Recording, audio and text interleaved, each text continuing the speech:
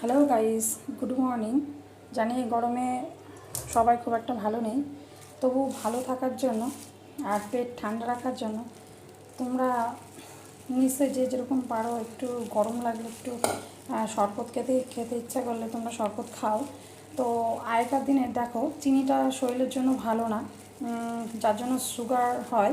তো চিনিটা তখন আমাদের খাওয়া বন্ধ দিতে হয়। তো আগেকার দিনে দিদিমা ঠাকুমারা বা যারা ম্যাক্সিমাম সবাই মাঠে কাজ করতো বা বাড়ি খাটাখাটনি করতো মহিলারা, তো তখনকার দিনে দেখো এই আখের গুড়ের শরবতটা মানে ম্যাক্সিমাম লোকেরা বানিয়ে খেত।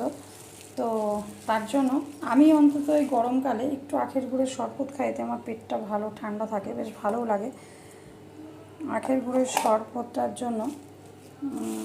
তার জন্য দেখো একটু আখের গুড়, কিছুটা, আমি বেশিটা বানাবো না, গ্লাস খানিক মতন বানাবো। আখের গুড় নিয়েছি,